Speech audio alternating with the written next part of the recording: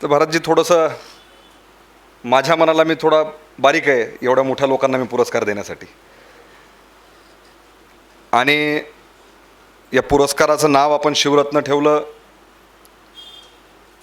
शिवरत्न पुरस्कार ठेवण्याच्या पाठीमागचं कारण छत्रपती शिवाजी महाराजांचं नाव त्याच्यापासून शिव घेतलं आणि आपल्या या लातूर जिल्ह्याच्या मातीमध्ये जन्माला आलेला रत्न म्हणजे आदरणीय लोकनेते विलासरावजी देशमुख साहेब.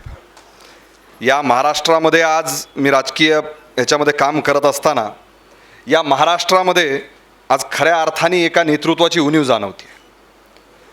लोकनेते विलासरावजी देशमुख साहेब आणि लोकनेते गोपीनाथरावजी मुंडे साहेब हे एकाच नाण्याच्या दोन बाजू होत्या.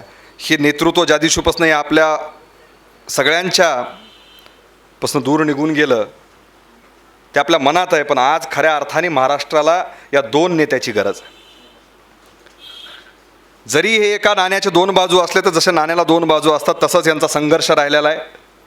एक जण नेहमी विरोधी पक्षामध्ये, एक जण नेहमी संघर्षामध्ये. आणि विलासरावजी देशमुख साहेबांना देवीच्या आणि जगदंबेच्या कृपेने त्यांना सत्ता मिळाली.